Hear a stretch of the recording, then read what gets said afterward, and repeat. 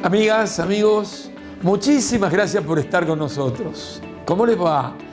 Aquí estamos, en esta primera semana de marzo del año 2021, deseando de todo corazón que sea mejor para todos los habitantes del planeta Tierra. Y muy especialmente para nosotros, los que nacimos, habitamos y amamos la República Argentina, nuestra tierra. Y esto será posible, no hay ninguna duda, si logramos que la mayoría de las personas estén vacunadas.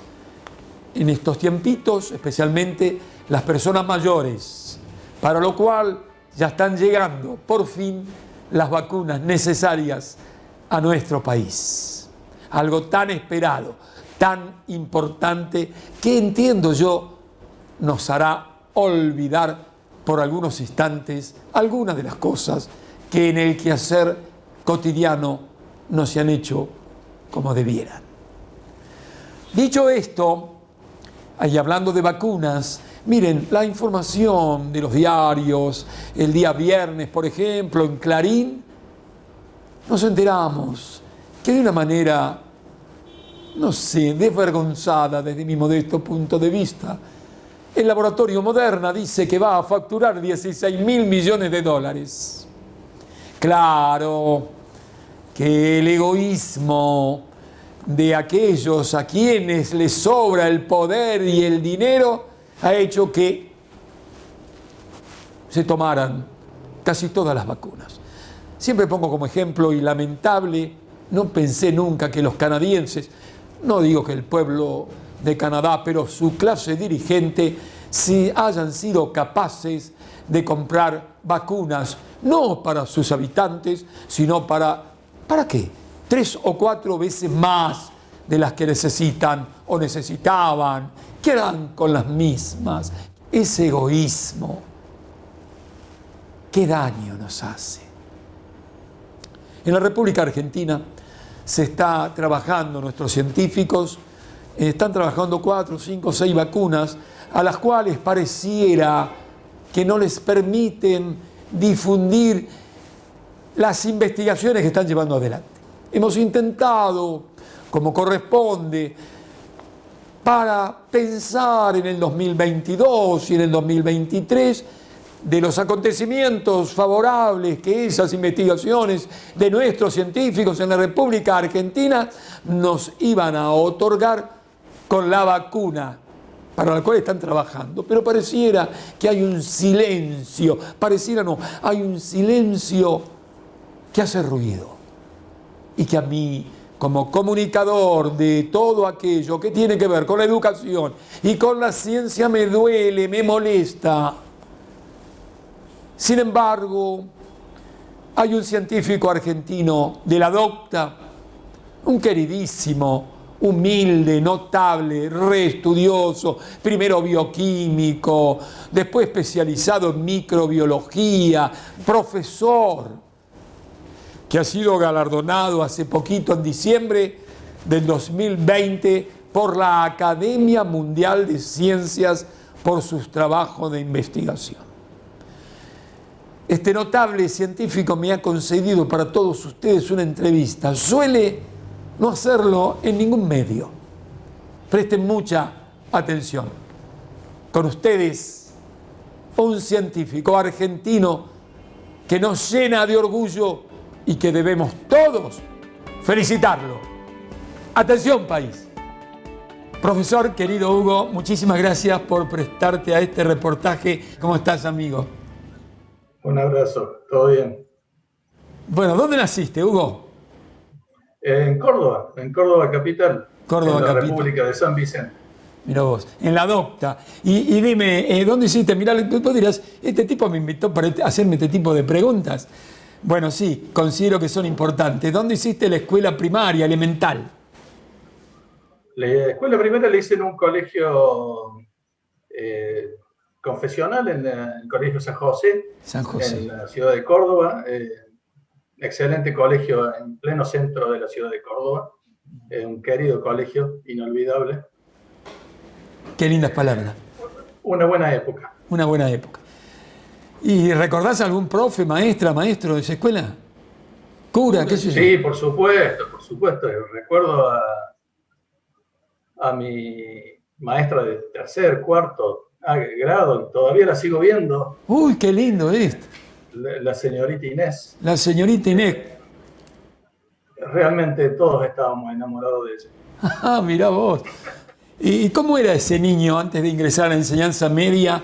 Te pregunto, Hugo, para conocer tu vida un poquito más como gran científico que sos, ¿cómo era ese niño del tercer grado, del cuarto, que admiraba, que estaba enamorado de su maestra como casi todos los niños? ¿Eras muy estudioso, eras travieso, eras el mejor, eras abanderado? ¿Cómo era? No, yo siempre fui alguien del medio, realmente. No, nunca me destaqué. Creo que llegué a ser escolta bandera, algo por el estilo, pero no, la verdad, no recuerdo haber sido buen alumno. ¿Y a qué jugabas, Hugo? ¿Cuáles eran tus entretenimientos siendo niño? Bueno, nosotros vivimos en un barrio muy pobre acá de la ciudad de Córdoba, el barrio que es súper conocido, que se le llama la República de San Vicente, porque fue donde se fundó la ciudad, muy cerca del lugar donde se fundó la ciudad. Y es un lugar que tenía un colegio público al frente, en el cual tenía solamente una tapia muy pequeña para saltarse, jugar la pelota ahí o andar por bicicleta entre los árboles de ese colegio. Realmente fueron momentos muy buenos porque vivía con mis abuelos al mismo tiempo y eso marca un poco mi vida en lo personal, ¿no? En forjar el carácter más que en lo intelectual, ¿no? Qué lindo. ¿Cómo se llamaban tus abuelos? Mis abuelos paternos es Doña Pura y Don Miguel Ángel.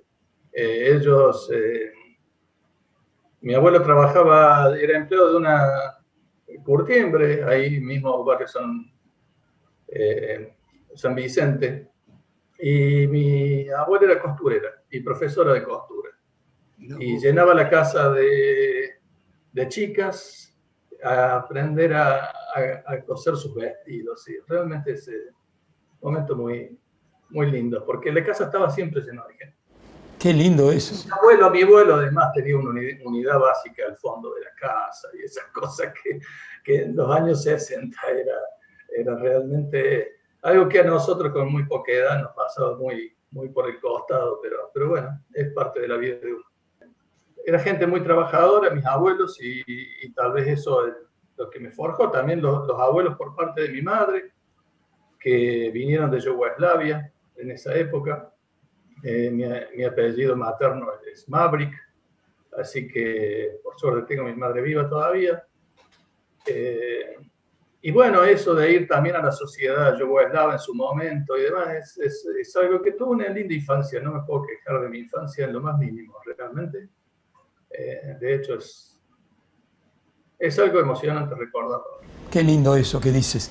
René Favaloro, que aparece durante el programa, te lo dije fuera de cámaras, nació en el barrio del Mondongo, un barrio humilde, cerca de una fábrica muy importante. El papá era carpintero, trabajaba hasta los domingos, paraba solamente los domingos para hacer los fideos, y la madre era modista, ¿no? Traigo estas cosas. Háblame un poco ahora de la enseñanza media. ¿Dónde fue tu escuela secundaria? No, bueno, ahí ya la cosa se complicó un poco. Mi padre, por suerte, fue el primero en estudiar en la familia. Mi madre era ama de casa, mi padre estudió bioquímica también. Ah, mirá vos. Por eso algo debo tener en los genes, ese gusto por las moléculas, los átomos y los demás. Pero él, por falta de trabajo en su momento, creo que decidió asimilarse a la Fuerza Aérea, fue bioquímico asimilado a la Fuerza Aérea y era jefe de laboratorio durante mucho tiempo del Hospital Aeronáutico, acá en la ciudad de Córdoba. Y bueno, como militar que era, él pensó que mi ingreso al Liceo Militar General Paz, que en Córdoba, era algo que me podía ayudar en mi formación. Y posiblemente tenía razón en el sentido de la disciplina, del orden, Pero bueno, fueron épocas terribles para la Argentina porque yo ingresé al liceo militar durante la democracia, durante el gobierno de Juan Domingo Perón. Posteriormente, que falleció y asumió la vicepresidenta, ya ahí las cosas dentro del liceo, por más que uno era niño, no veía todo lo que tenía alrededor, no era un clima bueno estar ahí adentro, pero lo bueno que tuvo para mí en lo personal es que teníamos mucha educación física. Todos los días de 11 a 2:30 de cada día hacíamos distintos deportes todos los santos días antes del almuerzo y luego todos los bailes que nos pegaban los militares por algún desastre que hacíamos. Hicieron que tuviera un físico que me aguantara por lo menos la edad que tengo hoy.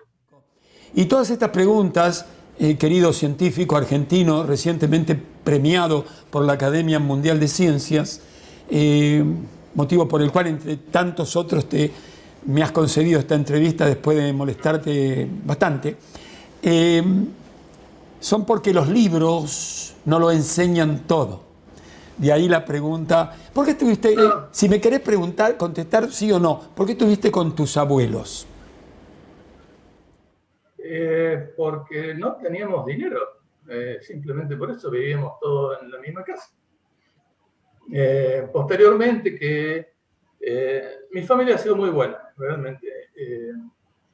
2 hermanos solteros de mi madre eran albañiles, mi abuelo materno era albañil, y ellos se iban todo el verano a la Patagonia a trabajar, y luego venían en el invierno a tratar de construir una casa acá en la ciudad de Córdoba, que es la casa que después nos trasladamos todos. En nuestra casa la única mujer era mi madre, en un momento, con mis 3 hermanos, mi padre, sus 2 hermanos, que lamentablemente fueron cayendo con el tiempo demasiado jóvenes. Mira vos, ¿mamá, papá se llamaban? Mi padre Hugo César y mi madre Olga Rosa. Que vive, Olga. Pero bueno, ese joven preparado en la disciplina del liceo militar, estudioso, después decide o antes ser bioquímico. No, yo era bioquímico desde que podía gatear, me imagino, metiéndome en el laboratorio de mi padre. O sea, yo me acuerdo que en el test de orientación vocacional que me hicieron en el liceo, en ese momento, a todos nos daba lo mismo, ¿no? Primero militar, segundo sacerdote y tercero me pusieron mecánico. Y yo creo que ese fue realmente me gusta trabajar con las manos, me gusta hacer experimentos, me gusta desarmar y armar cosas. Pero lo pusieron como tercera, porque en ese momento, en los años 78, bueno, ponían lo que a ellos querían que uno siguiera y no era un verdadero test vocacional. Qué maravilla esto que dices. De alguna manera también se dice en los últimos años que la investigación, la tecnología es maravillosa, necesaria, fundamental, pero también hay o debiera haber creación en cada investigador. ¿Esto es así o no? Yo creo que lo más importante es la creatividad. O sea, si no fuéramos creativos no podríamos ser originales al responder una pregunta que nadie pudo responder previamente. Creatividad no significa inventar, significa encontrarle la vuelta de manera original. Y yo creo que eso es lo que diferencia al buen científico del científico que simplemente pasa por este mundo flotando, ¿no es cierto? Los buenos científicos lo que dejan marca importante, ¿no? Al nivel nuestro, que lamentablemente las condiciones no nos ayudan para dejar una marca tan evidente, es la genialidad que tienen, esa originalidad de encontrar una respuesta a algo que nadie lo había visto antes, nadie lo había descubierto antes. Y eso realmente, yo no sé si realmente se aprende o es algo intrínseco a uno, nunca me puse a pensarlo, la verdad. Pero ahora que lo hablamos, es muy claro que para poder Yo encontré una frase una vez que decía, no hace falta ser un buen científico para conseguir subsidios, para conseguir publicar en buenas revistas. No hace falta ser bueno. Bueno, está lleno de buenos. Lo que falta son excepcionales, ¿no? Alguien que sea excepcional, que se destaque por sobre los demás de todos estos grandes científicos que has estado nombrando. Esos son realmente lo que en inglés se denomina outstanding, ¿no? Excepcionales, que se salen de la norma, pero tiene que ver en la ciencia, pero tiene que ver con todas las profesiones y con todas las actividades de la vida. Inclusive el recolector de basura, puede haber recolectores malos, puede haber buenos, puede haber algunos excepcionales, y no por eso tenemos que dejar de agradecerle su trabajo excepcional que hace. Qué bueno. Realmente, yo creo que es en todo nivel de la vida. Lo que acabas de decir, mencionaste, entre otras profesiones, la de recolector de residuos. Entonces me voy a permitir contarte algo a vos y a la audiencia. En cierta oportunidad, nosotros hacíamos, porque nadie hace nada solo, un programa con 200 jóvenes detrás mío, y yo entrevistaba a científicos como vos. Ese día tenía a René Favaloro, un gran amigo. Entonces los chicos, de manera espontánea, donde hay creatividad, donde en la adolescencia hay toda esa revolución de querer ser y de querer cambiar todo, cuando éramos jóvenes, un chico dice, bueno, yo quiero hacer una pregunta, todos querían hacer preguntas. Levanta la mano, me dice, Jorge, quiero hacer una pregunta al doctor. Y yo le digo, muy bien, ¿cómo te llamas? Supuestamente me dice el chico Alejandro. Muy bien, mamá, papá, Fabricio y Juana. ¿Y Fabricio qué hace? Es basurero. Entonces, 60 o 70 chicos se rieron. Y René Favaloro agarra y me dice, Jorge, antes de que el chico me haga la pregunta, quiero hacerle una aclaración a todos acá. Sí, bueno, sí. Todas las actividades del hombre son importantes. Pero si yo tuviese que medir la importancia, la de tu padre, no dijo basurero, como vos has dicho, Hugo, recolector de residuos, es mucho más importante que la mía, porque si tu padre no levanta la basura, yo no puedo ingresar a hacer mi trabajo, a operar en la fundación. Y se produjo, Hugo, un silencio, como me gusta decir a mí, que se podía fotografiar. Me permitiste vos, en este diálogo, que un científico notable como vos, de prestigio internacional, se permite dialogar con un periodista que habla de todo y no sabe un carajo de nada, como todos los periodistas, ¿no? Pero bueno, Hugo, la universidad, dime entonces, ¿dónde? No, bueno, a mí lo que pasa es que me expulsaron del liceo militar 2 días antes de egresar. Qué linda historia. Sí, muy linda historia. Y bueno, ahí quedé un poco marcado y pensé que en ese momento se rendía para ingresar a la universidad. Ingresé a la Universidad Nacional con muy buen nivel, creo que número 32 entre más de 500 personas. Pero cuando me fui a inscribir me dijeron, sí, bueno, ¿te escribís acaso boleta? Entonces llamé a mi padre y me dijo, bueno, inscribite en la Universidad Católica de Córdoba, de la cual él era también profesor.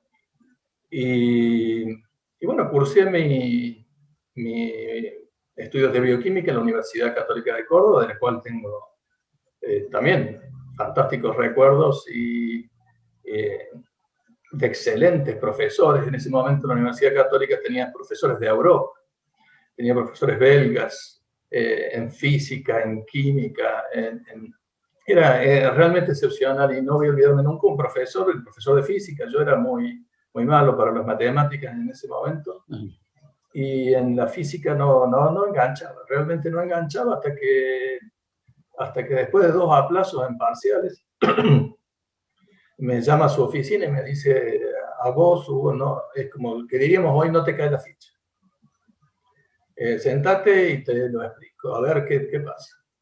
Y bueno, luego de 2 aplazos, un 4, un 8, un 9 y un 10. O sea, esa capacidad de darse cuenta que un estudiante no la agarra, ¿no? Y de decirme, bueno, me pongo personalmente con él a que lo agarre. Eso no me voy a olvidar nunca. Era un profesor que marcó también mi capacidad docente. Es uno de aquellos que tomo como ejemplo en el hecho de mirar al estudiante y saber ¿quién le está yendo mal, no? Y saber que te va bien en todo lo demás, pero que en eso no, y no podés, no te puede ir bien en todo lo otro y no en eso. O sea, no es porque no tengas un nivel intelectual suficiente, sino porque realmente no te lo han enseñado bien. Y bueno, me lo empezó a enseñar bien y realmente de ahí en más pude seguir con mi carrera. Tampoco he sido un promedio excelente nunca, porque siempre esperaba tener 3 meses de vacaciones y rendir todas juntas en diciembre, así que tampoco tuve un promedio excepcional en la universidad.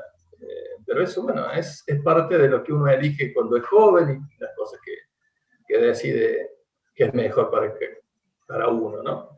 Y después, bueno, he vuelto a la Universidad Católica, donde ahora soy profesor, después de muchos años de andar por otros lados.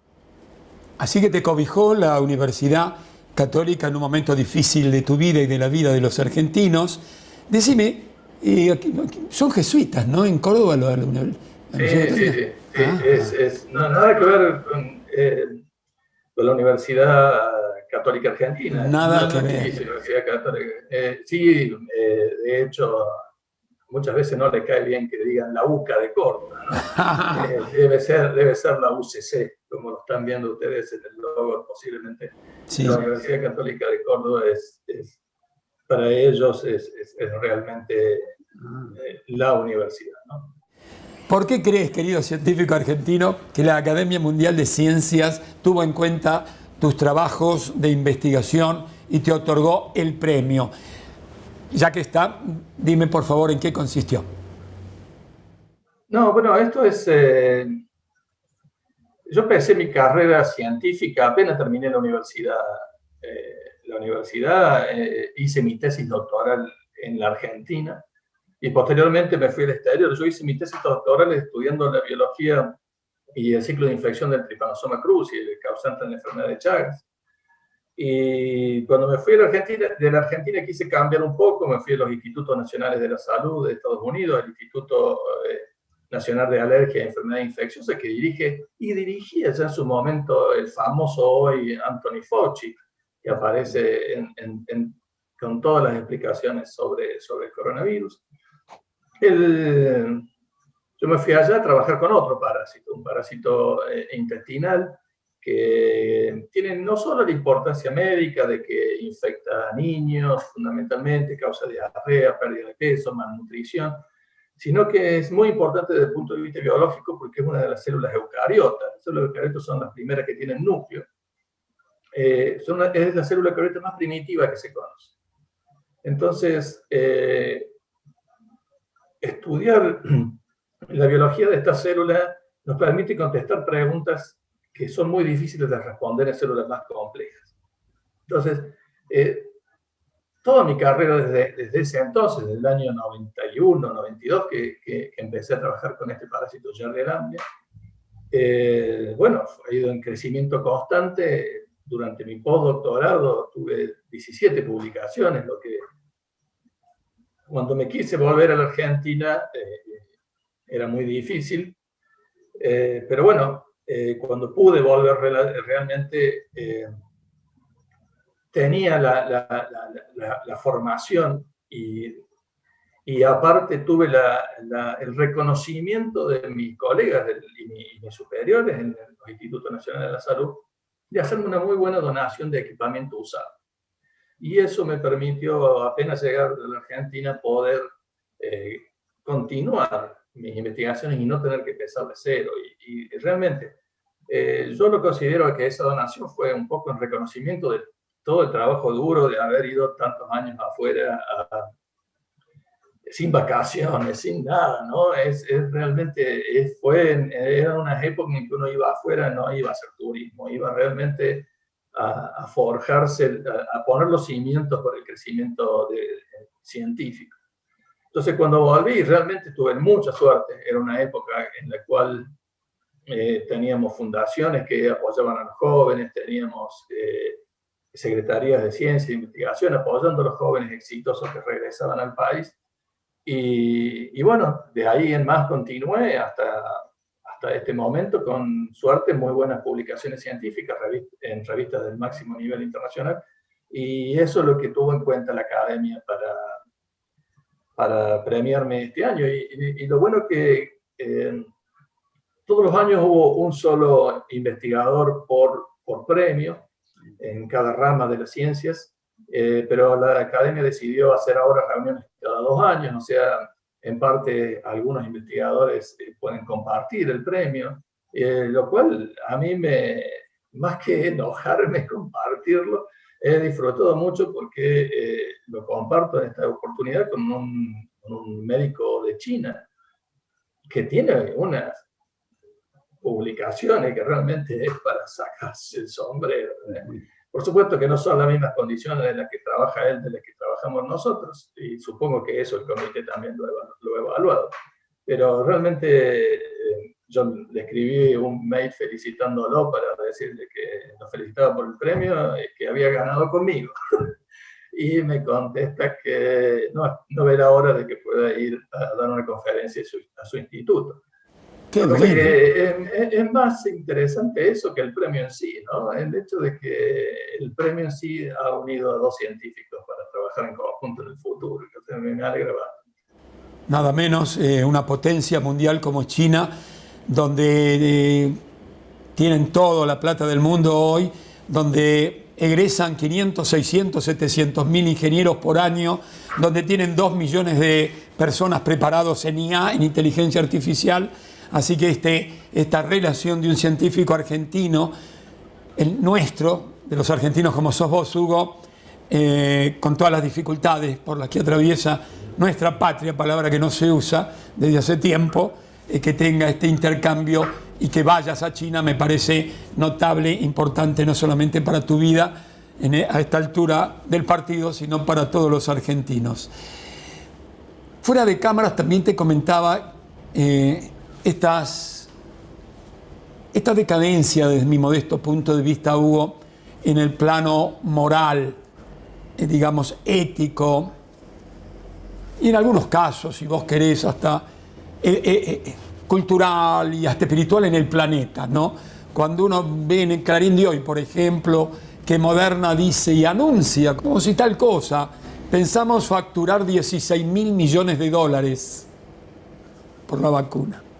Está bien, está mal, bueno, está todo fenómeno. El problema es que no llegan las vacunas al mundo subdesarrollado, ni siquiera a países desarrollados, porque hemos visto la pelea de la Unión Europea con Inglaterra, porque el excedente no se lo daban y la Unión Europea había comprado 300 millones de dosis, nada más. Bueno, esto le produjo a Merkel un despelote bárbaro con la oposición, con todo lo que habían hecho. Y uno ve todo este egoísmo, y uno ve estas miserias. Y yo te comentaba algo que tú sabes o lo habrás visto y leído de joven. Nosotros como periodistas que no sabemos un carajo, pero vamos viendo, buceando en la vida de los científicos de toda la historia. Yo decía, bueno, este tema de la polio, que yo tengo algunos años más que vos, Hugo, y que me fue dada la vacuna, era la de Sabin, en gotitas, como algo que estás haciendo vos o estabas haciendo, que hablarás o no si quieres, y bueno, que venía después de Sol, ¿no? Sol era inyectable, venían esas discusiones, esas envidias, esas peleas, cosa tremenda, la cuestión que Sabin termina haciendo la vacuna en Rusia. Había la Unión Soviética en ese entonces, que lo había querido contratar en primer término Jonas Sol, y él no quiso, estaba medio enloquecido, qué sé yo. Estos 2 grandes científicos terminaron peleados, murieron peleados, a punto tal que en los últimos años, y está grabado, Sabin dijo que lo que hacía Jonas Sol era química de cocina. Yo te comentaba esto, querido científico argentino, y vos fuera de cámaras me decías, Jorge, mira, la pelea de 2 genios la soporta, las escucho, aprendo, pero la de brutos me enferman. Sin ninguna duda. Las discusiones de personajes de esa categoría intelectual, uno disfruta sus discusiones y disfruta su pasión por defender lo que cada uno de ellos pensaba en su momento.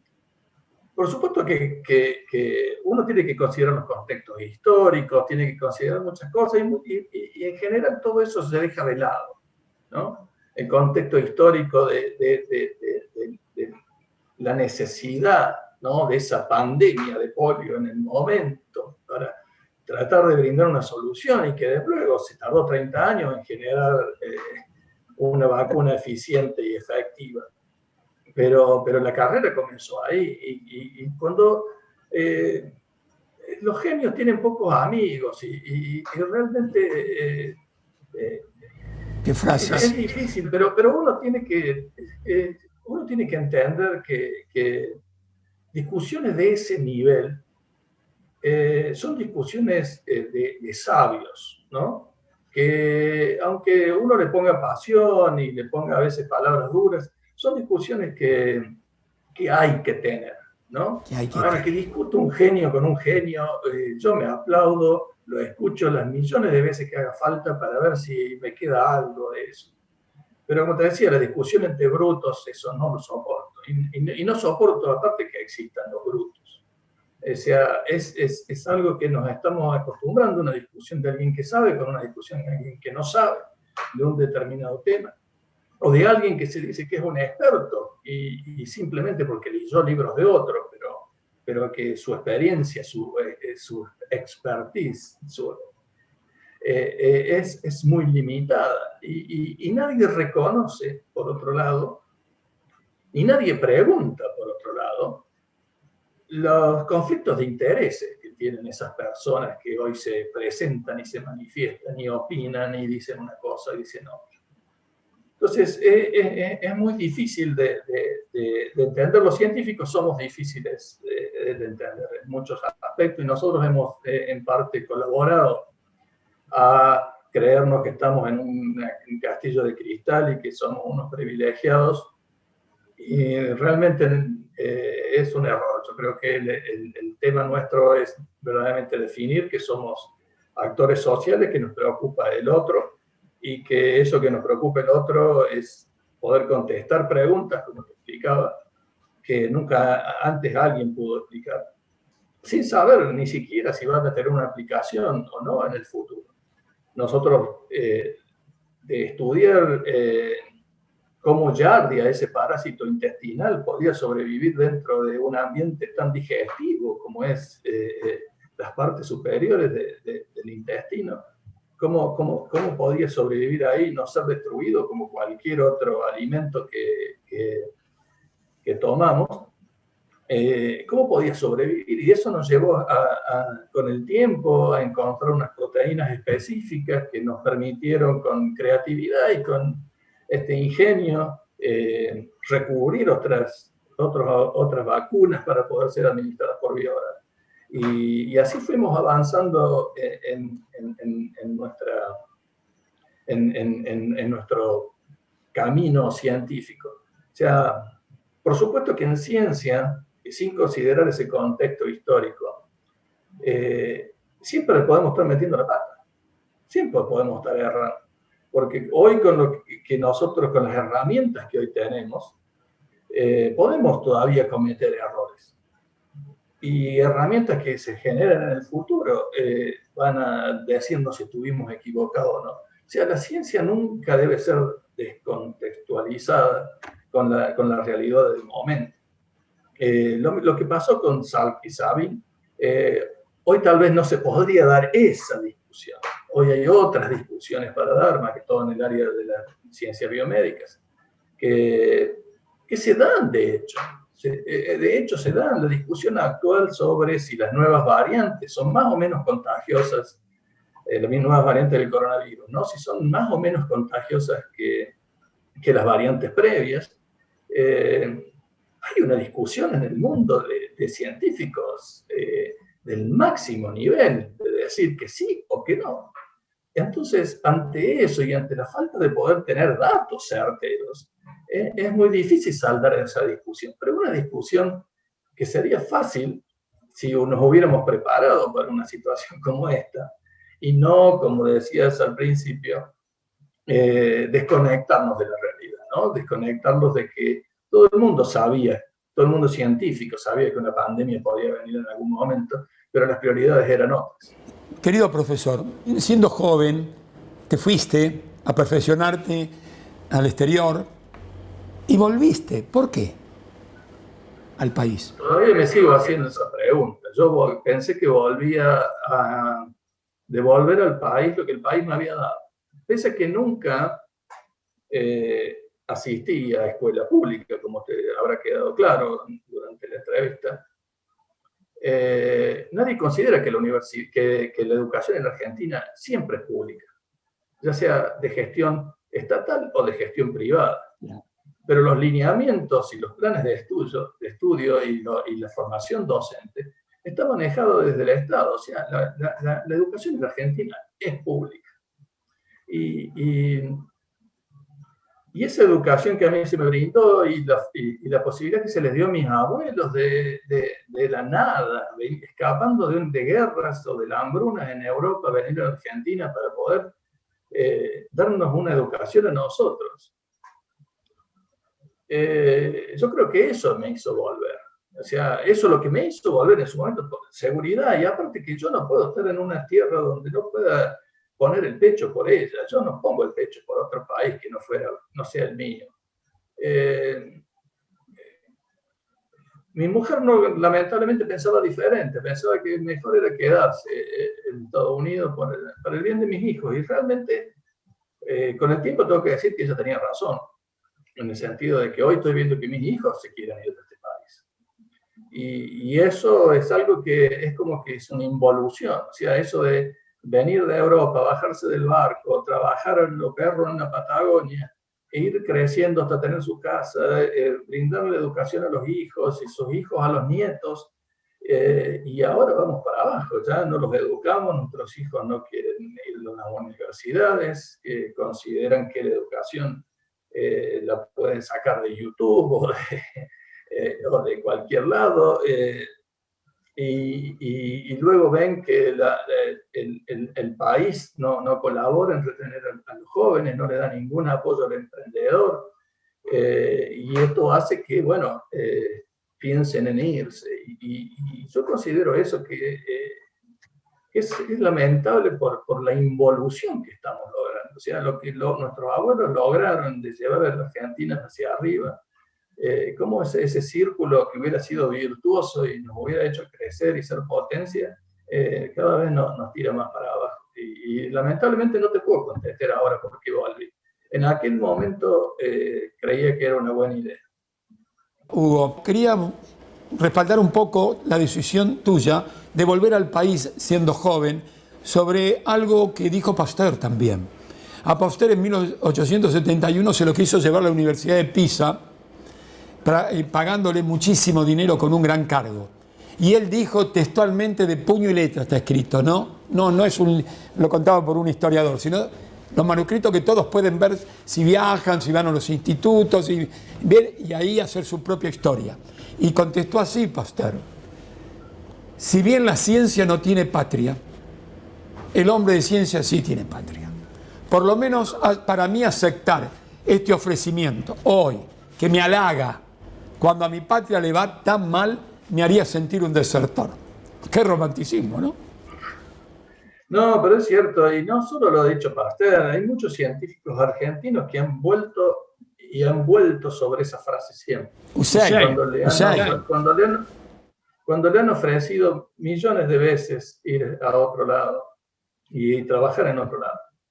Y bueno, algunos lo eligen. Yo también es algo que lo he pensado mucho, lo he discutido con amigos míos que decidieron quedarse en el exterior. Es muy personal el tema, es muy personal. Yo me acuerdo que lo primero que me dijo una persona con poder político dentro de la universidad, cuando volví yo del extranjero a la Universidad Nacional de Córdoba, me dijo: realmente, tú estás loco, ¿para qué te volviste? Todavía me acuerdo de eso, ¿no? Y realmente yo creo que volví para pintarle la cara a un montón de estúpidos que me hacen esa pregunta. Que me hicieron esa pregunta en su momento, ¿no? ¿Para qué te volviste? De acá se puede hacer mucho, si uno quiere. ¿Por qué? ¿Desde cuándo sos profesor y por qué? Yo decidí ser profesor en serio, no una decisión personal, intelectual, no el carguito mientras uno tiene una beca, porque si no se muere de hambre para empezar a hacer investigación en la universidad, que también se utiliza estos cargos docentes para eso, ¿no? Cuando escuché en un centro de jubilados al profesor doctor Antonio Blanco, profesor titular durante años de la Cátedra de Química Biológica de la Facultad de Medicina de la Universidad Nacional de Córdoba, recientemente fallecido y autor del libro de química biológica que se utiliza en todas las escuelas de medicina de Latinoamérica. Él dio una clase en un centro de jubilados de la Sociedad Italiana en Córdoba y yo asistí a esa clase. Él estaba dando biosíntesis de proteínas para jubilados. Y vi que los jubilados entendieron lo que él explicaba. La mayoría de ellos eran inmigrantes, la mayoría de ellos eran personas que ya estaba, digamos, jubilada, siendo italianos en serio, ¿no? Que habían pasado toda su vida en el país y que iban a estas charlas culturales a esa asociación Adelante Guillermo. Y él les dio esa charla. Y ahí me dije, si yo puedo enseñar como esta persona, realmente es lo que quiero. Poder enseñar al realmente cambiar la ignorancia por conocimiento. Y eso me hizo querer ser docente en serio, no docente cualquiera. Lamentablemente hoy la docencia está muy dejada de lado, lamentablemente. ¿Cuánta gente forma tu equipo, por último? ¿Y qué estás haciendo ahora, querido científico argentino? ¿Qué están haciendo? Bueno, nosotros seguimos trabajando con el tema vacunas orales, aunque yo me imagino que ahora, frente a las nuevas tecnologías y esta revolución en la ciencia que hubo este último año, vamos a tener que repensar muchas de las cuestiones en las que estamos trabajando. Una parte de mi equipo trabaja en eso, otra parte sigue trabajando en parásitos intestinales, en Giardia en particular, pero nosotros ahora estamos avanzando en otros parásitos que tienen conductas similares y estamos preparando un trabajo científico para publicar en el muy corto plazo, que yo creo que va a ser un cambio de paradigma sobre a alguien que le dieron el premio Nobel allá por 1910 y que con nuestros descubrimientos vamos a cambiar ese concepto de la relación entre el hospedador, el huésped, el infectado y el parásito, ¿no? Como es más que todo un juego constante entre ambos y no solo algo determinado intrínsecamente en cada uno de sus genomas. Eso me imagino que puede llegar a ser una bomba, si no le estamos agarrando en algo, puede llegar a ser una bomba.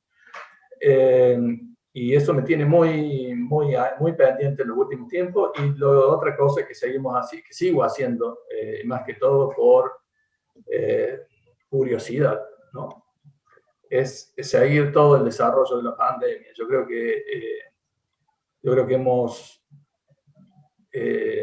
hemos cometido muchísimos errores en todo el mundo, ¿no? Pero como humanidad lo hablo. Previo a la pandemia, durante la pandemia, y yo creo que va a seguir los errores posteriores a la pandemia. Entonces, lo que trato de pensar es cómo sería esa post-pandemia, conociendo los errores que se están cometiendo durante la pandemia. Entonces, es algo que me tiene muy enfocado durante este último tiempo, en el cual leo y escucho muchas personas de distintos lugares del mundo con distintas opiniones, tratando de forjar un futuro más promisorio del que podríamos imaginar hoy, ¿no?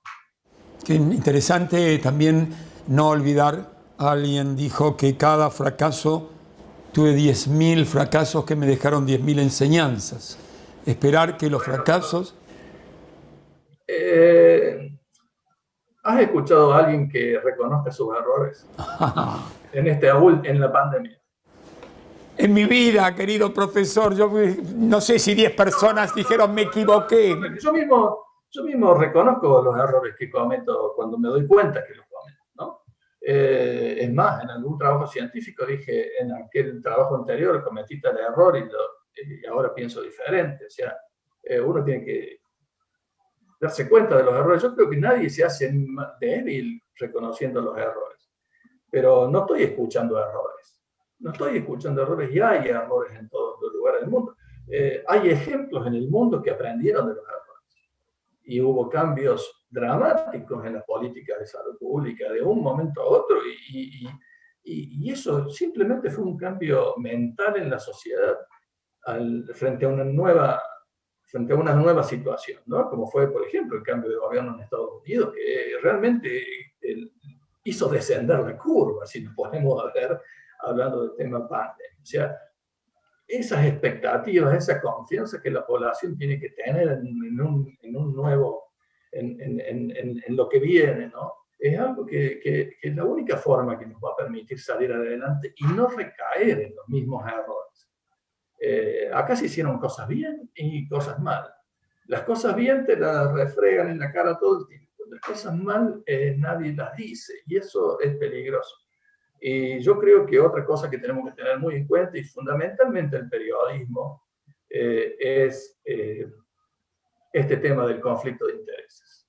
Yo puedo decir claramente, mi sueldo viene del CONICET y de la Universidad Católica de Córdoba, yo no recibo dinero de las empresas, no recibo dinero del gobierno, no recibo dinero de ningún lado, ¿no?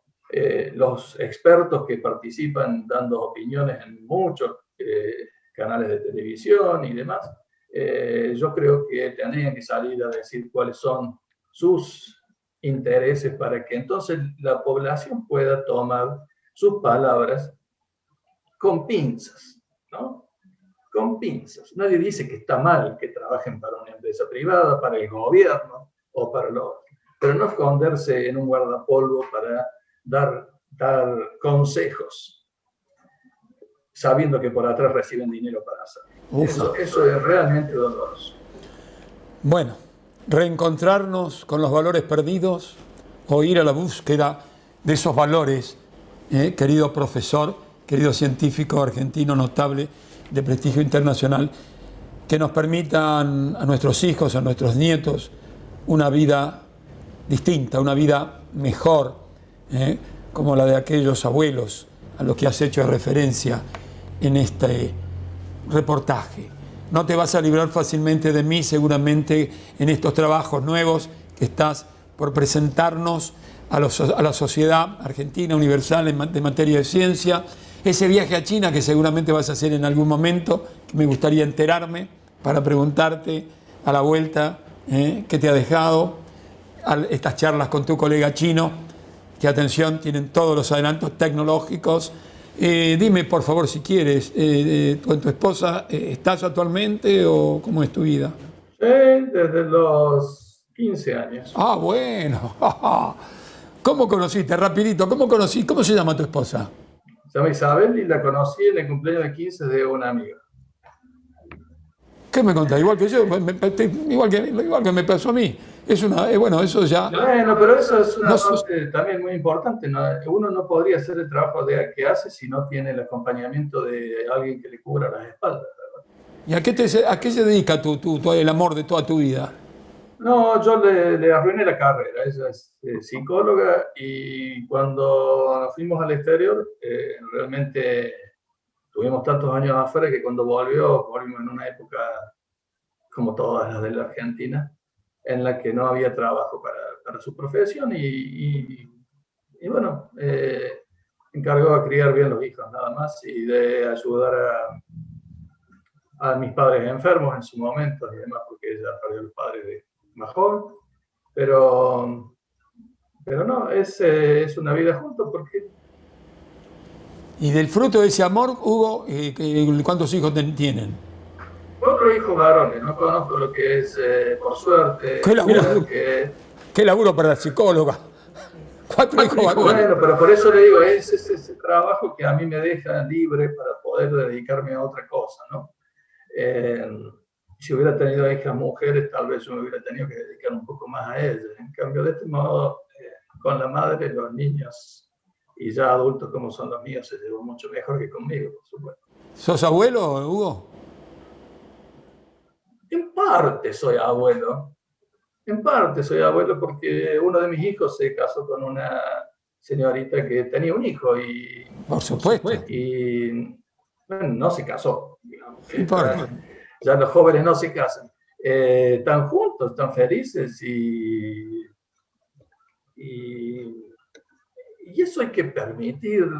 Realmente eso alegra la vida, de que no sea todo tan forzado como en nuestra época, ¿no? Que ahora haya más libertad. A mí, uno de mis hijos que vive en Dinamarca, él sí se casó, creo que por amor, pero también por ayudar a una persona, a una niña de Bielorrusia que no podía regresar a su país por la dictadura en Bielorrusia. Entonces, tal vez algo que fue una cuestión de conveniencia. Cuando uno les ve la cara sabe que están enamorados unos del otro. Entonces, bueno, como te decía antes, hay que dejar vivir. Vos y tu mujer querida son constructores de buena gente. El chico que yo le podemos decir chico, ¿no? Que es el padre de ese niño que está criando. Es el padre de un niño que está criando. Es un padre de verdad. Sin duda. Es un fenómeno ese. El otro que se enamora para ayudar. Has hecho buenos tipos, querido investigador argentino, vos y la querida psicóloga. No sé si he hecho buenas cosas. He hecho lo mejor que pude. Sos humilde. Que es muy diferente. Te abrazo con el corazón, por ahora, y con la mente. Espero conocerte personalmente, darte un gran abrazo, felicitarte por este premio que le has dado a los argentinos, aunque tu humildad no acepte tamaña opinión. Y bueno, y mi saludo afectuoso a esa querida mujer que te acompaña desde niño. Qué lindo que es eso. Y a todo tu equipo. Y a tus discípulos, que seguramente en alguna oportunidad me vas a decir, tal vez algunos de ellos los consideres hasta tus hijos. Así es, realmente. Quedamos en contacto. Un abrazo. Hasta siempre, profesor.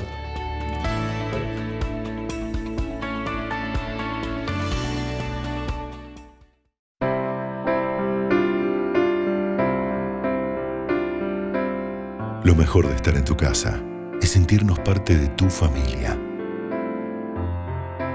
Acompañarte en muchos de tus momentos. En la cocina, conquistando nuevos horizontes. Y en la mesa, alimentando los corazones.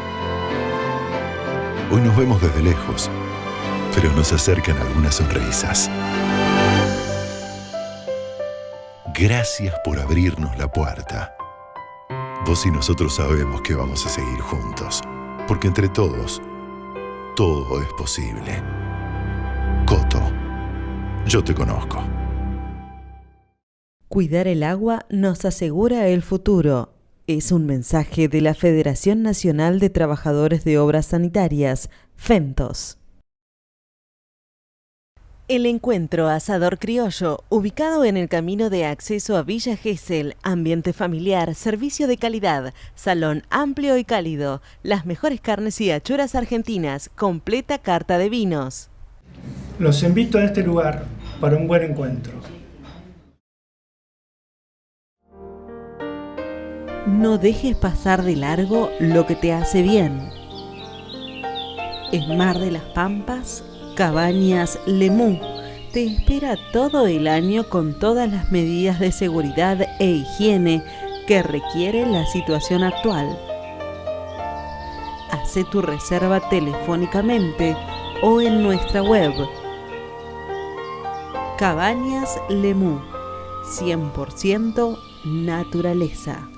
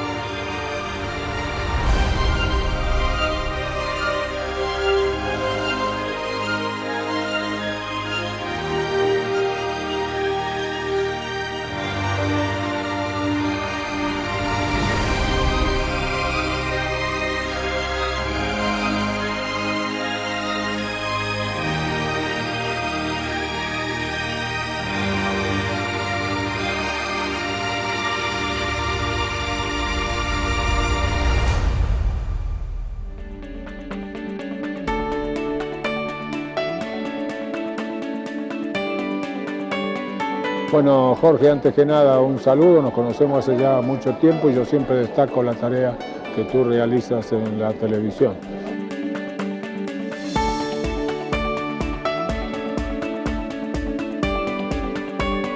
Muchísimas gracias, queridísimo amigo, prócer de la Argentina, René Favaloro. Siempre sos un farol, una luz que debe guiar el camino de la dirigencia política argentina, fundamentalmente con valores y esa alta moral que te distinguió siempre, René Favaloro. Recordaba en estos días, siempre lo hago, tu libro ¿Conoce usted a San Martín?, en cuya contratapa has puesto lo siguiente: si San Martín resurgiese, caparía a lo paisano varias generaciones de mandantes. Y yo, René, durante muchos años lo llevé al terreno del lenguaje popular. Esto es, le cortaría las pelotas a muchos políticos de los últimos tiempos. Y digo esto porque, bueno, como corresponde, el profesor Alberto Fernández estuvo en Corrientes, en Yapeyú, la tierra de este extraordinario hombre de la patria, del padre de la patria, José de San Martín. Tengo otros ídolos, Manuel Belgrano para mí es otro ídolo. Valía siempre, René querido, recordar tu libro, tus impresiones, tus estudios. Estuviste 30 años estudiando a San Martín, René Favaloro. Amigas, amigos, muchísimas gracias por compartir estos tiempos con nosotros. Recuerden que espero de cada uno de ustedes juicios críticos a través de las redes que hoy todos de alguna manera manejamos. Por hoy nada más. Los espero la semana que viene, si Dios así lo permite. Hasta entonces. Chao.